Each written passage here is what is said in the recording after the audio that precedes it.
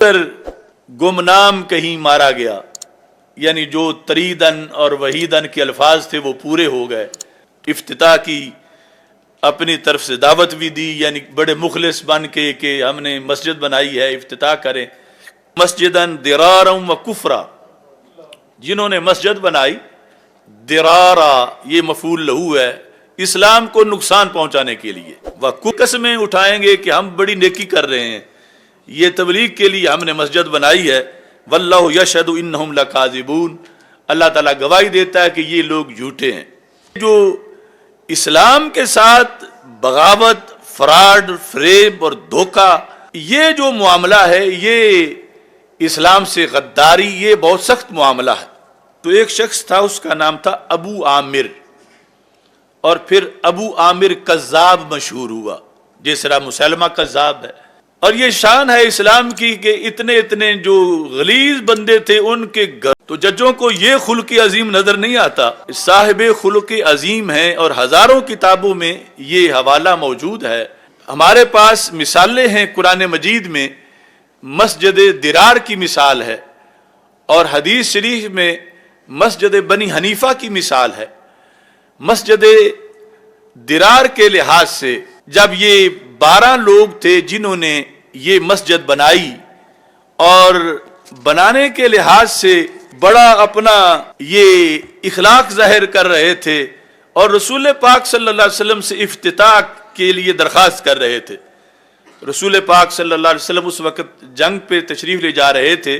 تو آپ نے فرمایا واپسی پر میں دیکھوں گا۔ تو اللہ تعالیٰ فرماتا ہے والذین اتخذوا مسجدا درارا وکفرا، جنہوں نے مسجد بنائی، درارا یہ مفعول لہو ہے، اسلام کو نقصان پہنچانے کے لیے، وکفرا وتفریقا بین المومنین، کفر کے لیے اور مومنوں میں تفریق کرنے کے لیے، کہ مسلمانوں کو دھوکہ دے کر دیکھیں یہ بھی مسجد ہے، یہاں بھی نماز پڑھ لیتے ہیں، اس مقصد کے لیے انہوں نے مسجد بنائی۔ وَإِرْصَادًا لِمَنْ حَارَبَ اللَّهَ وَرَسُولَهُ مِنْ قَبْلِ، انتظار کرنے کے لیے ایک شخص کیا جس نے اللہ اور اللہ کے رسول صلی اللہ علیہ وسلم سے پہلے ہی جنگ چھیڑ رکھی تھی، وہ ابو عامر کذاب، اس سے ان کا رابطہ تھا، وہ یہ ان سے مسجد اس نے بنوائی، اور خود وہ شام گیا ہوا تھا کیسر سے مدد لینے کے لیے کہ ہم نے مدینہ منورہ پہ معاذ حملہ کرنا ہے، اور وہاں ہم اپنا ایک مورچہ بنا چکے ہیں۔ اب یہ یعنی مسجد کے نام پر اسلام کے خلاف ایک مورچہ بنائے ہوئے تھے، اور بظاہر جو ہے اللہ تعالیٰ فرماتا وَلَا يَحْلِفُنَّ إِنْ أَرَدْنَا إِلَّا الْحُسْنَى، یہ قسمیں اٹھائیں گے کہ ہم بڑی نیکی کر رہے ہیں، یہ تبلیغ کے لیے ہم نے مسجد بنائی ہے۔ وَاللَّهُ يَشْهَدُ إِنَّهُمْ لَكَاذِبُونَ، اللہ تعالیٰ گواہی دیتا ہے کہ یہ لوگ جھوٹے ہیں۔ تو یہ 12 افراد تھے جنہوں نے یہ مسجد تعمیر کی، اور اس کا مسجد درار کے طور پر ذکر کیا گیا۔ اب اسلام کی سلطنت میں اس کے ساتھ کیا سلوک کیا گیا؟ کیا ان کو چھٹی دے دی گئی کہ 4 دیواری میں جو کرتے ہیں کرتے پھریں، ان کو چھیڑا نہ جائے؟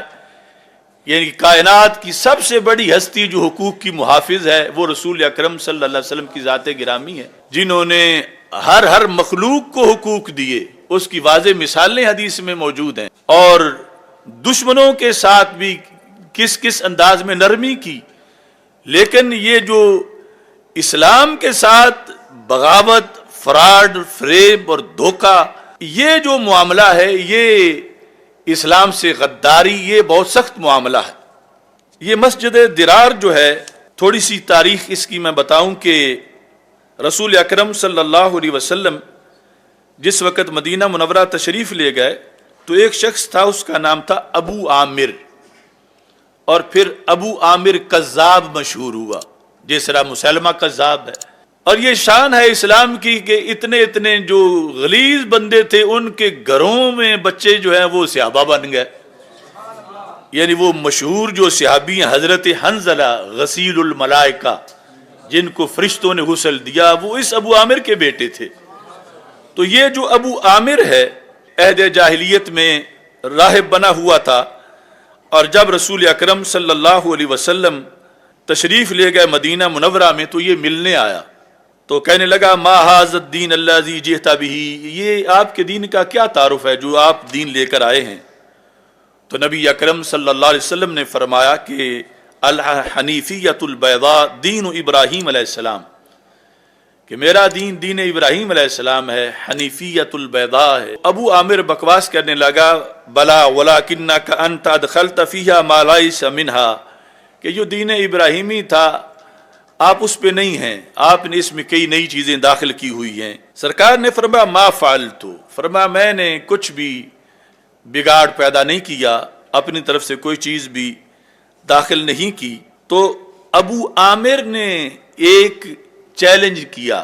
اور دعائے نقصان کی، جس کو لوگ بد دعا کہتے ہیں، مباہلے کے طور پر اس نے کہا کہ ہم دونوں میں سے جو جھوٹ بول رہا ہے، میرا دعویٰ اور ہے، آپ کا دعویٰ اور ہے، امات اللہ الکاذب منا طریدا وحیدا، کہ ہم میں سے جو جھوٹا ہے اللہ اس کو اس سرزمین سے کہیں دور مار دے، طریدن دھتکارا ہوا یہاں سے وہ نکالا ہوا ہو اور اکیلا مر جائے، اس کے ساتھ کوئی دوسرا یہاں کا ساتھی نہ ہو۔ تو جب اس نے یہ لفظ بولے تو نبی اکرم صلی اللہ علیہ وسلم نے آمین فرما دیا۔ تو لوگوں نے پھر اس کو پہلے ہی ابو عامر کذاب کہنا شروع کر دیا۔ تو یہ جو بھی جنگ کرنے آتا تھا اس مسلمانوں کے خلاف، یہ اس میں شریک ہو جاتا تھا، لیکن جب جنگ حوازن میں شکست کھائی مقابلوں نے، تو اس وقت یہ اس نے سمجھا کہ یہاں تو جتنی پارٹیز تھی، بدر، احد، حنین، یہاں تو کوئی پاور اب نہیں رہی کسی کی ان کے ساتھ لڑنے کی، تو میں شام جا کر وہاں گزارش کرتا ہوں کیسر سے کہ ان کے خلاف حملہ کرے۔ تو یہ اس طرح اس نیت سے شام گیا ہوا تھا، اور پیچھے ان کے ذمے لگا گیا تھا منافقوں کے کہ تم یہاں ایک مسجد بناؤ۔ یہ ہے ارصادا لمن حارب اللہ ورسولہ، کہ انہوں نے انتظار کے لیے اس کے انتظار میں بنائی تھی کہ وہ آئے گا ادھر سے فوج لے کر یا بندے لے کر، تو یہ پہلے ٹھکانہ موجود ہوگا۔ وہ ادھر گمنام کہیں مارا گیا، یعنی جو تریدن اور وحیدن کے الفاظ تھے وہ پورے ہو گئے۔ تو ادھر رسول پاک صلی اللہ علیہ وسلم کے پاس آ کر انہوں نے افتتاح کی، اپنی طرف سے دعوت بھی دی، یعنی بڑے مخلص بن کے کہ ہم نے مسجد بنائی ہے، افتتاح کریں۔ تو رسول اکرم نور مجسم شفیع معظم صلی اللہ علیہ وسلم ان کے ارادوں سے واقف تھے۔ تو ہمارے آقا صلی اللہ علیہ وسلم نے مدینہ منورہ پہنچنے سے پہلے، یعنی ابھی جنگ سے واپس ہوئے تھے، تو مالک بن دخشم اور مان بن عدی اور عامر بن سکن کو کہا اور حضرت واشی کو، ان تالکو الی ھذا المسجد الظالم اہل، وہ جو مسجد بنی ہے جس کے اہل ظالم ہیں ادھر تم پہنچو، فہدموہ و احرقوہ، اس کو گراؤ بھی اور گرا کے جلا بھی دو۔ یعنی صرف گرانا نہیں، وہ افتتاح کروا رہے تھے۔ تو سرکار دو عالم صلی اللہ علیہ وسلم صاحب خلق عظیم ہیں، تو ججوں کو یہ خلق عظیم نظر نہیں آتا، صاحب خلق عظیم ہیں، اور ہزاروں کتابوں میں یہ حوالہ موجود ہے، اور مسجد درار کا ذکر قرآن میں ہے، اور وہ جن خباثتوں اور گندے نظریات کے لیے بنائی گئی اس کا بھی تذکرہ ہے کہ وہ کیوں گرایا گیا، کہ نام مسجد کی آڑ بنا کر وہ آگے کیا کچھ اسلام کے خلاف کرنا چاہتے تھے۔ تو رسول اکرم صلی اللہ علیہ وسلم نے فرمایا کہ اسے گرا بھی دو اور جلا بھی دو۔ تو اللہ کے گھر کو کون گراتا ہے اور اللہ کے گھر کو کون جلاتا ہے؟ لیکن یہ اڈا تھا اسلام کے خلاف، اور نام اس کا مسجد بنا رہے تھے، اور رسول اکرم صلی اللہ علیہ وسلم افتتاح کرنے نہیں آئے بلکہ صحابہ کو بھیج کر اس کو گروا دیا۔ اور اس میں ساتھ جو ہے وہ روایات میں یہ بھی آتا ہے کہ پھر اس جگہ کی حیثیت کیا تھی۔ یہ جو تفسیر روح المعانی ہے اس کے اندر ہے کہ ان النبی صلی اللہ علیہ وسلم امر بعد حرق المسجد وہدمہ ان یتخذ کناسہ، کہ اس کو روڑی بنایا جائے، یعنی جہاں ہر قسم کا گند پھینکا جائے، یلقا فیہا الجیف، جس میں جو جانور مر جائے اس مردہ جانور کو، کتے کو وہاں پھینکا جائے، والنتن والقمامہ، ہر قسم کا کچرا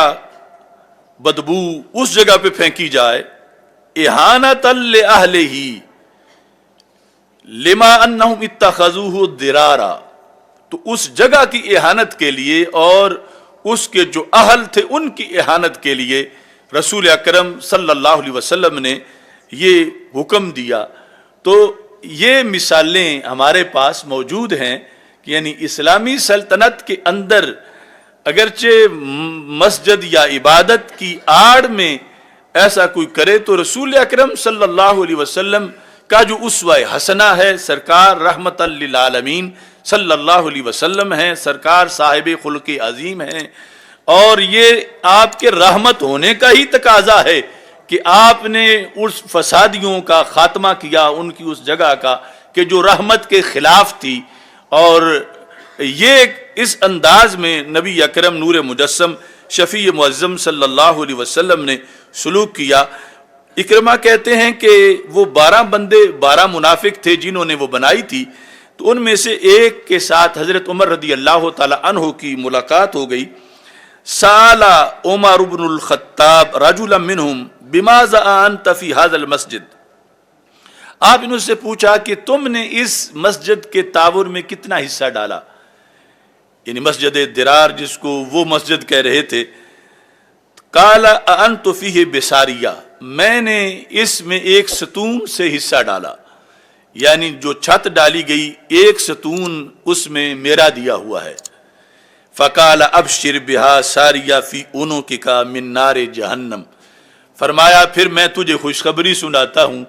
کہ جتنا یہ ستون ہے اتنا آگ کا ستون قیامت کے دن تیرے گلے میں ڈالا جائے گا جو تو نے اس میں تعاون کیا۔